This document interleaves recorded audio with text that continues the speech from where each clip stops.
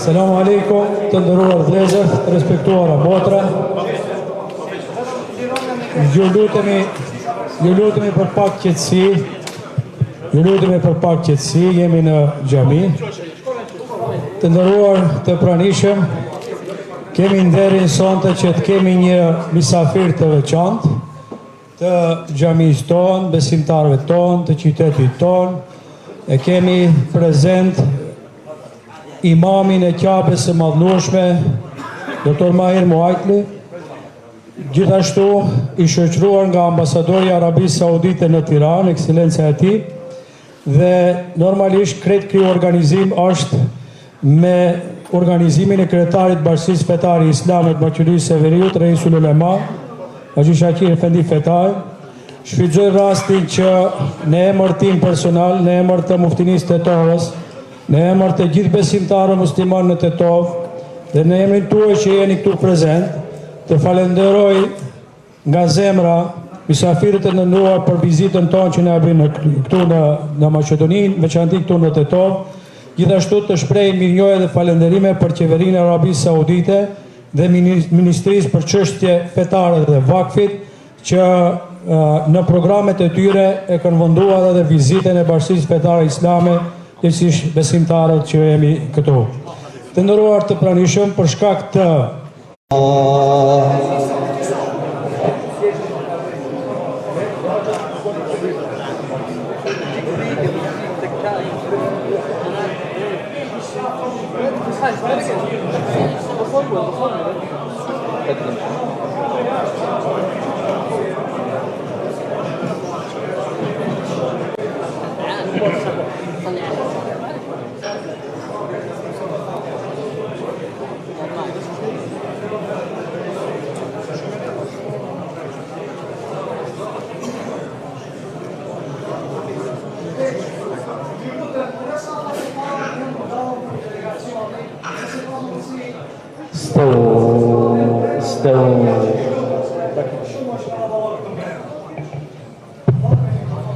të nderuar besimtarë, shikoni, keni vende edhe për jashtë, po brenda këtu kaq afër që jemi kështu, ka mundësi sipas rregullave të fesë islame që të mund bëni sejdë mbi shpinën e atij që e keni parë. Ama për jashtë ka të shtruara edhe hastra edhe nevona, mundësisht bërëm që këto safat e parë të kenë mundësi mysafirët të falen rahat. Dhe përgatitni dalgadal se do fillojmë me namazin.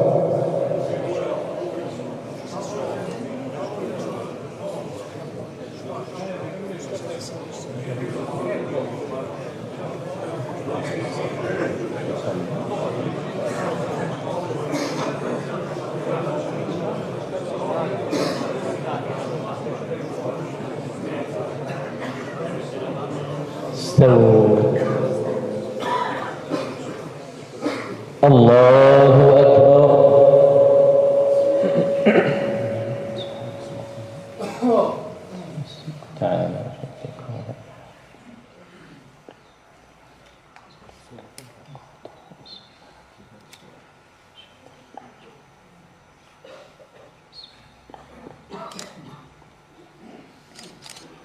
Alhamdulillahi Rabbil Alamin, Ar-Rahmanir Rahim, Maliki Yawmiddin,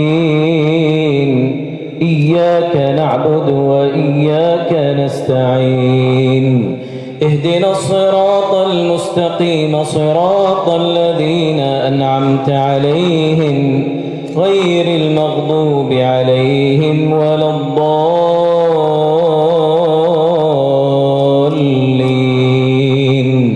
Allahu al-amthal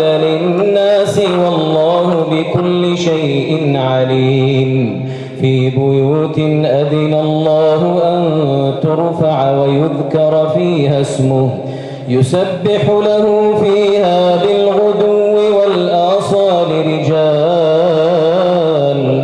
رجال لا تلهيهم تجارة ولا بيع عن ذكر الله وإقام الصلاة وإيتاء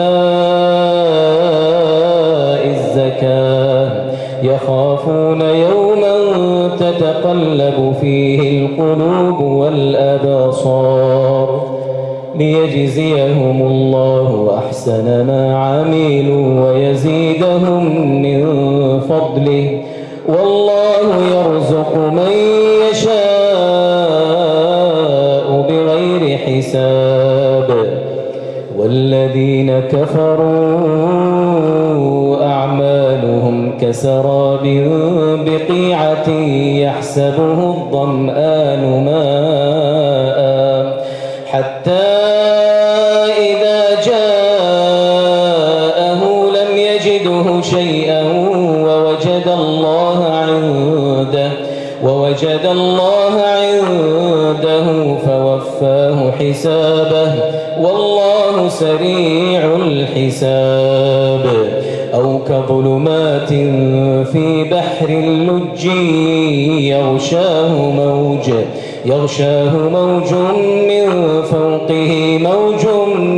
فوقه سحاب ظلمات بعضها فوق بعض إذا أخرج يده لم يكد يراها ومن لم يجعل الله له نورا فما له من نور.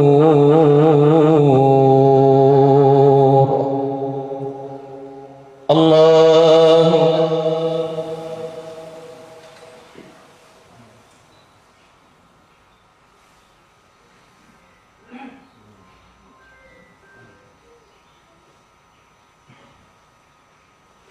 سمع الله لمن حمده.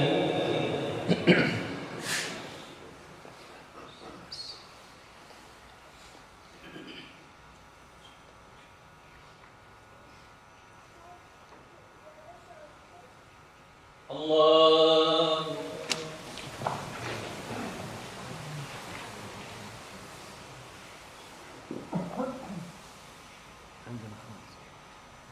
الله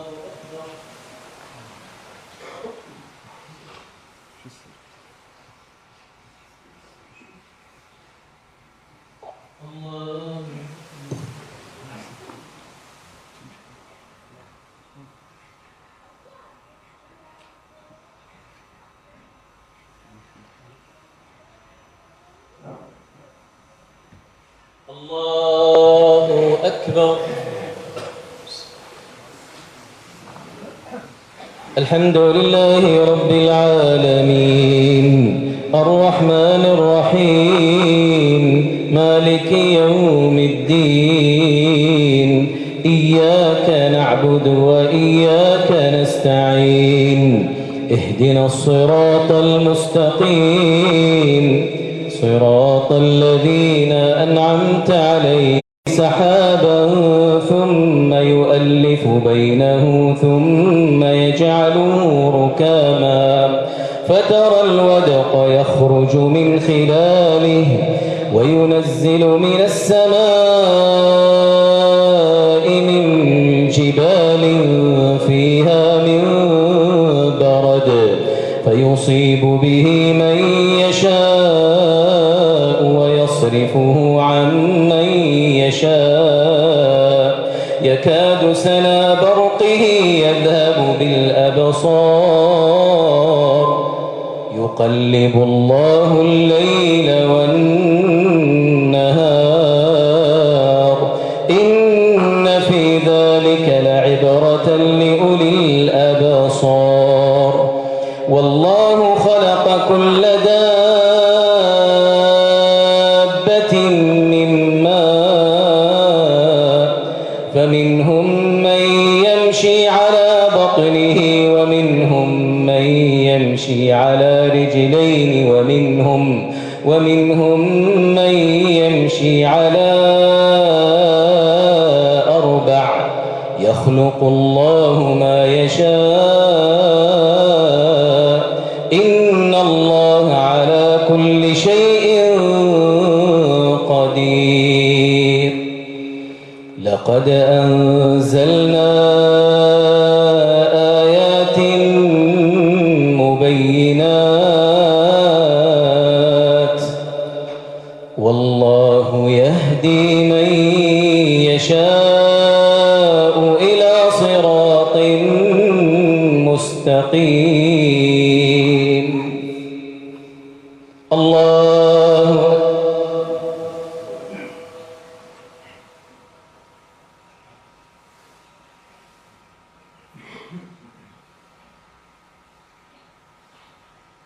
سمع الله لمن حمده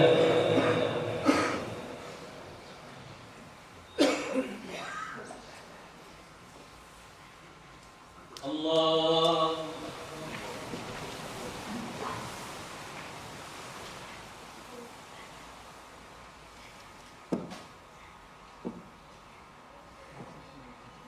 الله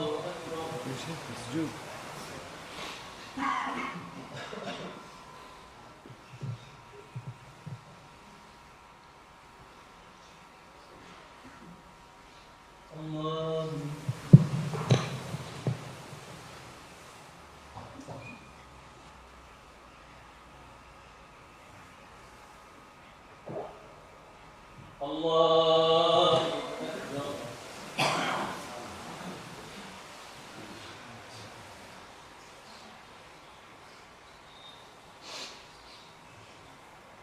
الله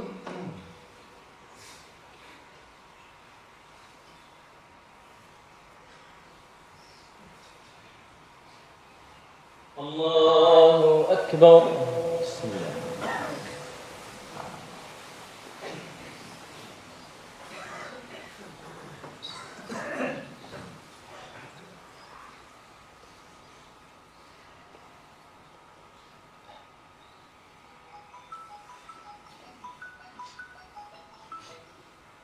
الله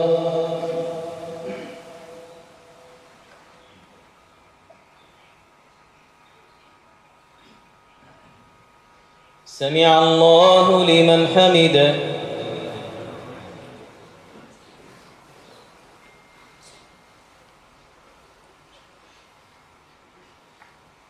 الله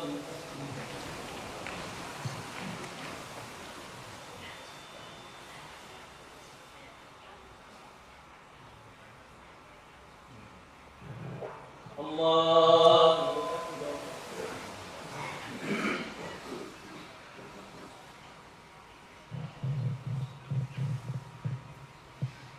الله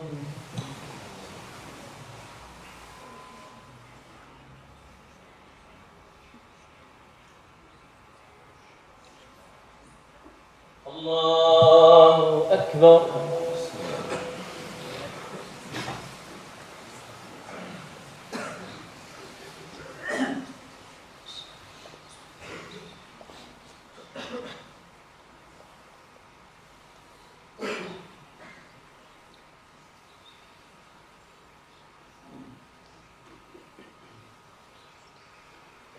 الله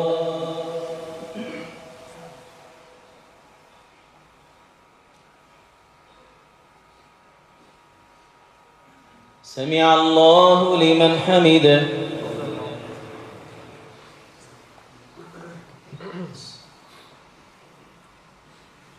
الله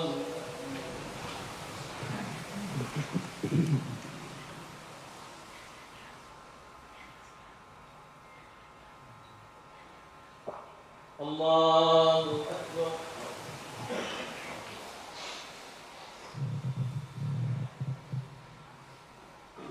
الله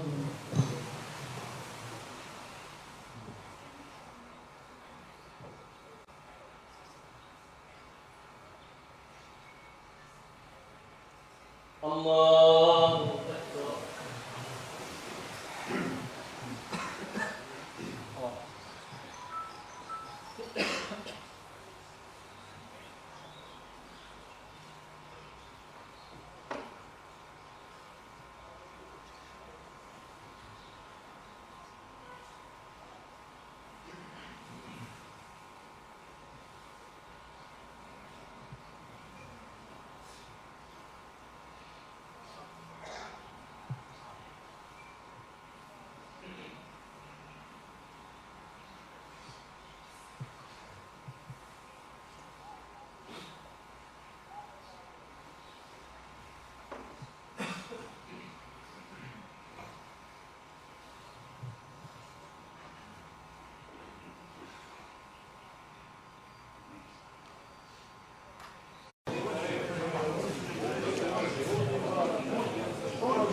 Bismillahirrahmanirrahim.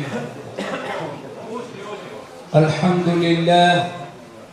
Wassalatu wassalamu ala rasulillah wa ala alihi wa ashabihi wa man wala. يقول الله تبارك وتعالى في أشرف كلامه العزيز بسم الله الرحمن الرحيم ولا تهنوا ولا تحزنوا وأنتم الأعلون إن كنتم مؤمنين صدق الله العظيم. Nderuari muftinisët e Tovës Doktor Selver Efendi Gjemaili me bashkëpunëtorët e juaj, nderuari kryetari komunës së Tetovës Zotri Bilal Kasami me bashkëpunëtorët e tij, nderuari imam i mirënjohur edhe i kësaj xhamie edhe në nivele të ndryshme të bashkisë fetare islame, magjistër Hafiz Haxhi Abdul Baki Efendi Kasami, të nderuar antar të këshillit të kësaj xhamie, të dashur vëllezër, besimtar, miq, musafir dhe dashamir, duke i parë netët e kaluara, jo vetëm nga Tetova, por nga vendet e jashtme të Europës, si dhe nga vendet e Maqedonisë, e dashur arini që keni qenë në çdo vend prezent për të respektuar musafirin e lartë, më lejoni t'ju përshëndes me përshëndetjen islame. Assalamu alaikum wa rahmatullahi wa barakatuh.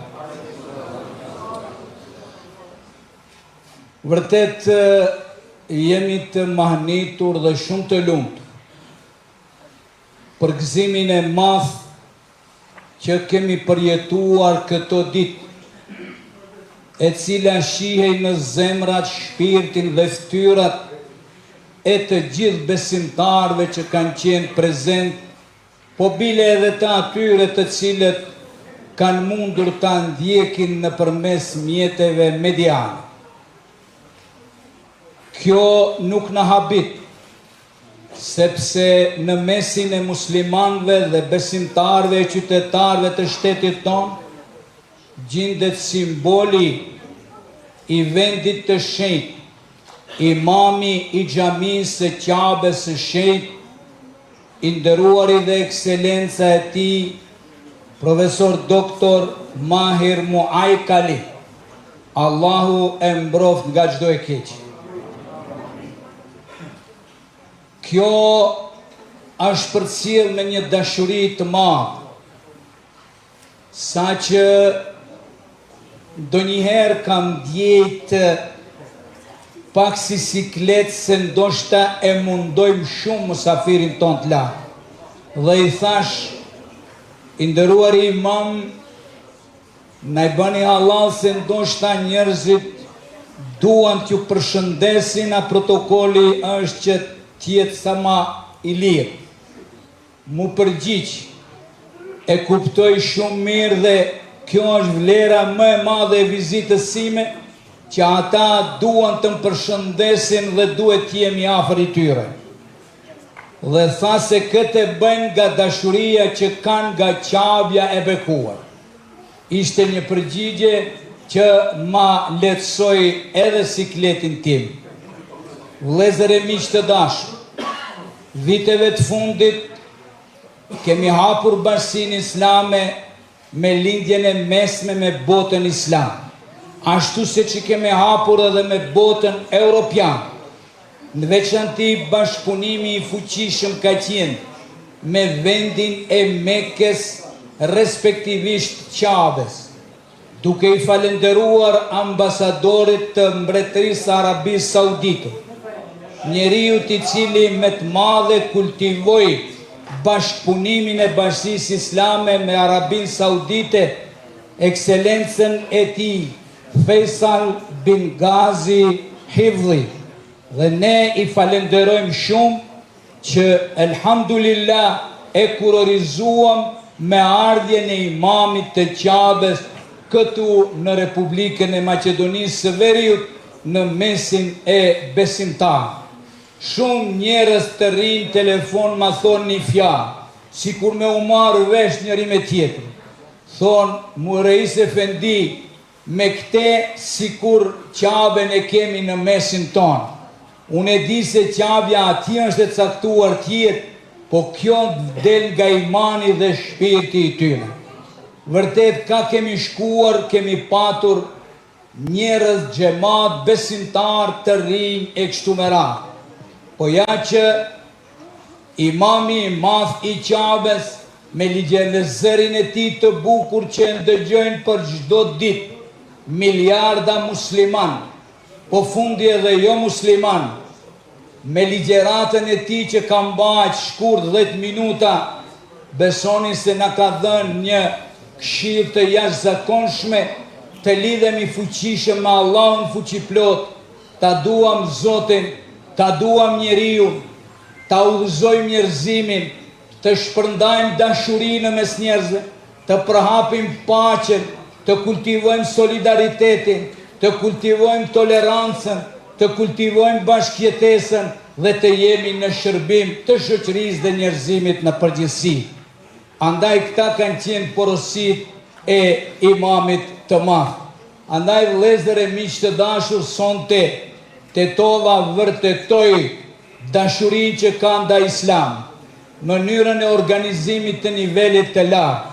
Andaj unë shfrytëzoj nga rasti që këtu të përshëndes kryetarin e komunës, i cili me kënaqësi të veçantë sonte merr pjesë që të solidarizohet dhe të përjetoj edhe ai kënaqësinë e besimtarëve tanë dhe qytetarëve tanë. Më lejoni që publikisht, vëllezër e miq të dashur, ky musafir i madh është dashur të ketë një protokoll shumë të sigurt. Andaj falenderoj të gjitha strukturat e qeverisë së Republikës Maqedonisë së Veriut, të cilët në përpikshmëri, me një mundësi perfekte, me maksimumin më të madh, në mënyrë të shkëlqyeshme, kanë realizuar protokollin e imamit të madh në çdo vend që kemi shkuar. Andaj në emër të Bashkisë Islame ju falenderoj shumë për mundin dhe përpjekjen që kanë dhënë që t'jenë në krye të detyrës. Edhe njëherë në fund më lejoni, vëllezër e miq të dashur, të falenderojmë mbretërinë e Arabisë Saudite, e udhëhequr nga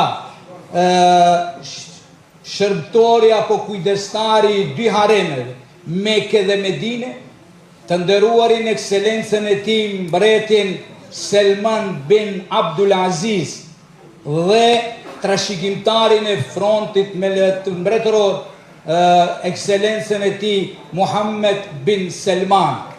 Zoti i ruhet nga çdo e keqe.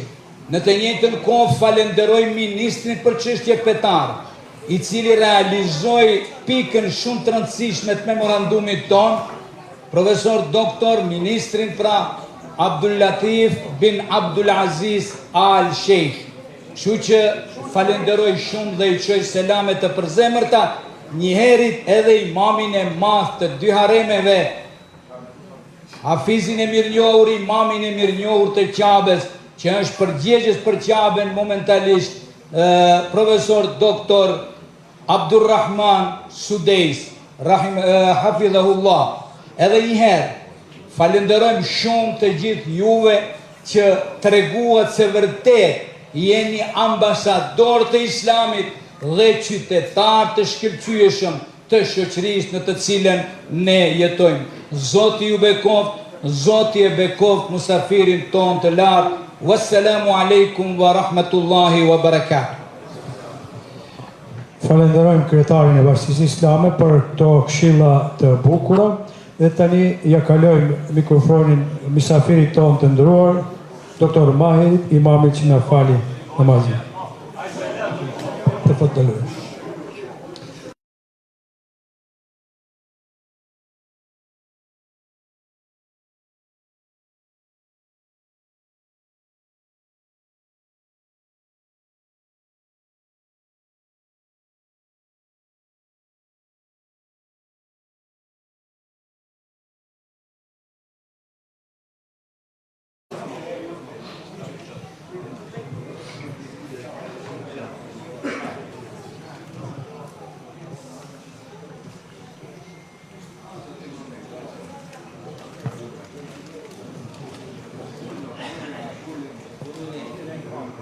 uluni.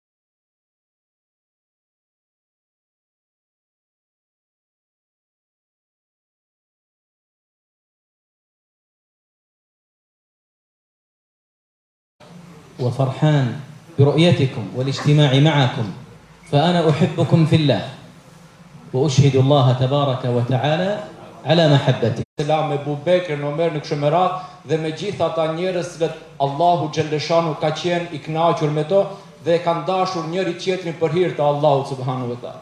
ذكر الله تبارك وتعالى في كتابه العزيز بعد أعوذ بالله من الشيطان الرجيم، قال الله جل جلاله: في بيوت أذن الله أن ترفع ويذكر فيها اسمه يسبح له فيها بالغدو والآصال رجال لا تلهيهم تجارة ولا بيع عن ذكر الله وإقام الصلاة وإيتاء الزكاة يخافون يوما تتقلب فيه القلوب والأبصار ليجزيهم الله أحسن ما عملوا ويزيدهم من فضله والله يرزق من يشاء. الإسلام على 5، أي القواعد التي يبنى عليها الإسلام على 5 أركان. الركن الأول هو الشهادة لا إله إلا الله محمد رسول الله. والركن الثاني بعد الشهادتين الصلاة أمرها عظيم، فلذلك أصبحت هي الركن الثاني بعد الشهادتين. قال صلى الله عليه وسلم لمعاذ لما أرسله إلى اليمن: إنك تأتي قوما أهل كتاب فليكن أول ما تدعوهم إليه شهادة أن لا إله إلا الله وأني رسول وأن محمد رسول الله. ثم بعد ذلك قال صلى الله عليه وسلم: فإنهم أطاعوك لذلك فأخبرهم أن الله افترض عليهم 5 صلوات في اليوم والليلة. Se sa e madhe është çështja e namazit në Islam, mjafton ta dimë se ajo është shtylla e dytë kryesore e Islamit. Menjëherë pas dëshmisë se nuk ka zot tjetër përveç Allahu xhaleshanu dhe se Muhamedi alayhis salam është i dërguari i tij, menjëherë shtylla e dytë është namazi. Prandaj edhe pejgamberi alayhis salam kur e çoi Muadhin në Yemen për ta përcjellë atje fjalën fena الصلاة وما ملكت أيمانكم، الصلاة وما ملكت أيمانكم، لا تدعوا الصلاة وما ملكت أيمانكم من أزواجكم ومن هم من تعولونهم. Për shkak se namazi është çështje shumë e rëndësishme te Allahu xhaleshanu, prej këshillave të fundit të Muhamedit alayhis salam para se t'ia dorëzoj shpirtin Allahu xhaleshanu ishte namazi, keni kujdes namazin dhe silluni mirë me ata që i keni në përkujdesin tuaj. Pra edhe në momentet më të vështira të pejgamberit alayhis salam, në momentet e daljes nga kjo botë, ai na këshillonte që ta falim namaz. فلذلك الصلاة الله تبارك وتعالى أوجبها على العباد في السفر والحضر وفي الصحة والمرض وفي أي حال، في حرب وفي السلم، في أي حال لابد أن يصلي الإنسان. Prandaj edhe namazi është prej ibadeteve të vetme që njeriu e ka për obligim, pa marrë parasysh a është në vendin e tij apo është udhëtar, është i shëndosh apo është i smur, vazhdimisht duhet ta falë namaz. لذلك قال الله تبارك وتعالى: حافظوا على الصلوات والصلاة الوسطى وقوموا لله قانتين فإن خفتم فرجالا أو ركبانا فإذا أمنتم فاذكروا الله كما علمكم ما لم تكونوا تعلمون.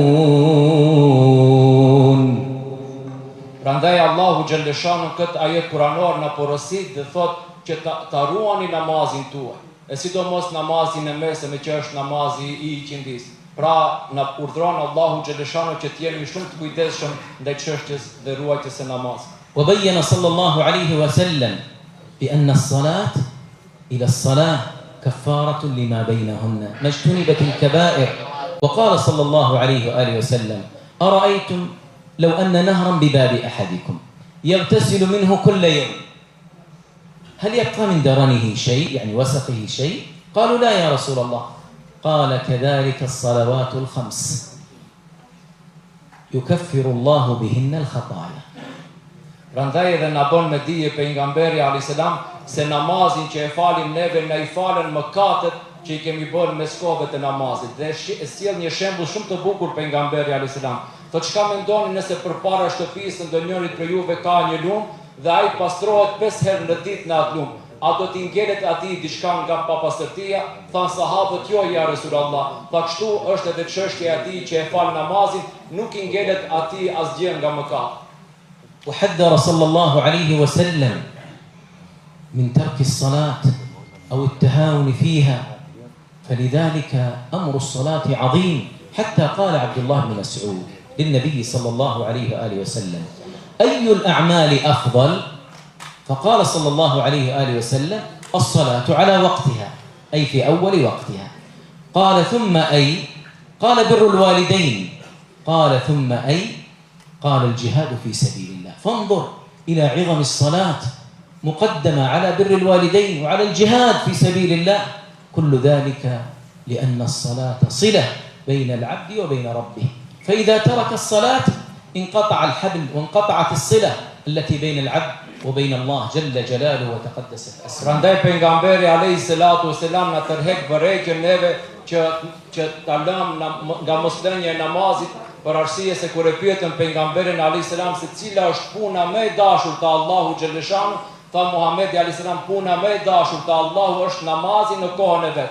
Pastaj than cila punë? Tha pastaj është të sillesh mirë me prindrit. E pastaj cila punë? Tha Muhamedi alayhis salam pastaj është edhe përpjekja, kontributi që duhet ta japësh për fenë e Allahu xhaleshanu. Pra vetë të qenërit namazi I pari për gjithë këtyre ibadeteve tregon se sa e rëndësishme është namazi te Allahu xhaleshanu, bile edhe më e rëndësishme se sa respektimi I prindërve edhe sa kontributi që ne duhet ta japim për fenë e Allahut, për arsye se namazi është lidhje mes robit dhe Allahut, dhe ai që e ka shkëput, e ka lënë namazin, e ka shkëputur lidhjen e tij me Allahun xhaleshanu.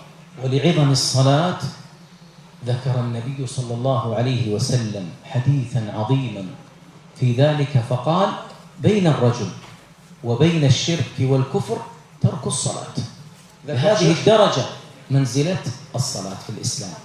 Dhe një hadith tjetër që na tregon se sa e rëndësishme është çështja e namazit, pejgamberi alayhis salatu wasalam ka thonë në mes njeriu dhe pabesimit është lënia e namazit. Pra është shumë e rrezikshme për njeriu që ai ta lënë namazin e tij.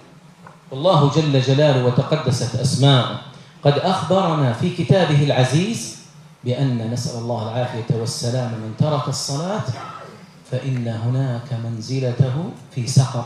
فقال المؤمنون للذين في النار نسأل الله العافية والسلامة قالوا ما سلككم في سقر. سقر منزل من منازل النار نسأل الله العافية والسلامة بدركات، لأن النار دركات والجنة أبواب والنار بجوار بعض، والنار دركات لها 7 أبواب لكل باب منهم جزء مقسوم كما يقول الله سبحانه وتعالى.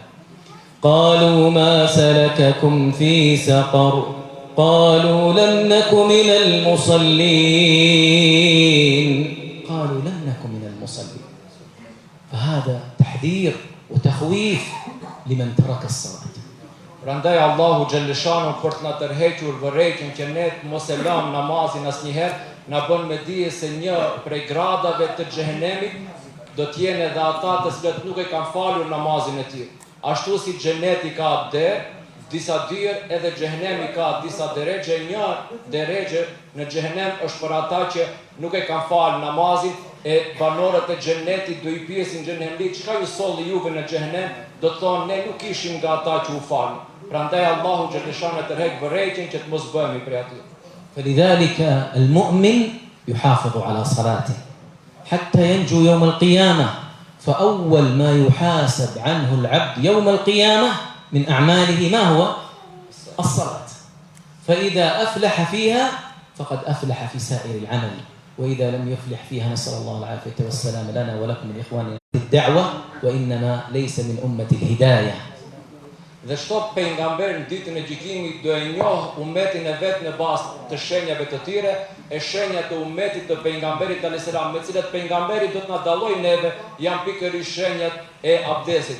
Prandaj si do të na dallojë neve Muhamedi alayhis salam atë ditë, nëse neve në jetën tonë nuk kemi marrë abdes dhe nuk kemi fal për hir të Allahu xhaleshah.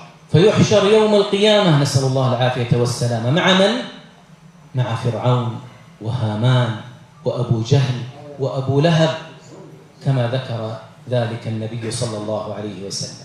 Prandaj ai atë ditë jo vetëm që nuk do të ketë pejgamber, por edhe fatkeqësisht do të ringjallet me Firaunin, me Abu Jahlin, me njerëzit më të këqij, për arsye se nuk ka qenë I përkushtuar në namazin e tij gjatë jetës së tij.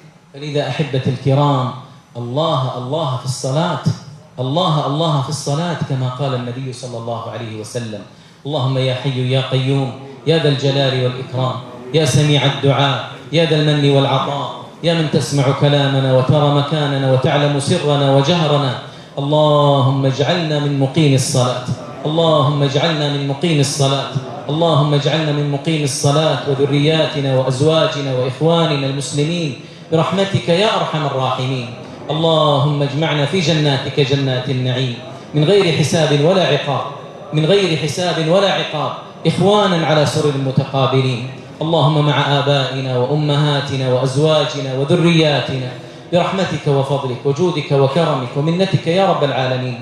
اللهم من تسبب في هذا اللقاء وفي هذا الاجتماع وفي هذه الزيارة وفي هذه الرحلة المباركة، اللهم اجعل ذلك كله في موازين حسناته، اللهم اجعل ذلك كله في موازين حسناته برحمتك وفضلك وجودك وكرمك ومنتك يا رب العالمين. اللهم وفق جمهورية مقدونيا لكل خير، اللهم وفق شعبها الكريم، اللهم وفق شعبها الكريم، اللهم وفق رؤساءها ومشيختها وعلماءها وكل من كان فيها يا أرحم الراحمين، يا أكرم الأكرمين، يا أجود الأجودين برحمتك وفضلك وجودك وكرمك، واهدهم إلى سبيلك يا أرحم الراحمين، واجعلهم من المتقين الصالحين القانتين برحمتك وفضلك وجودك وكرمك ومنتك يا أرحم الراحمين. اللهم يا سميع الدعاء يا في فلسطين، اللهم أصلح أحوال المسلمين في فلسطين، اللهم احفظ المسجد الأقصى واجعله شامخا عزيزا إلى يوم القيامة برحمتك وفضلك وجودك وكرمك ومنتك يا رب العالمين. اللهم كن لهم معينا ونصيرا ومؤيدا وظهيرا برحمتك وفضلك وجودك وكرمك يا رب العالمين.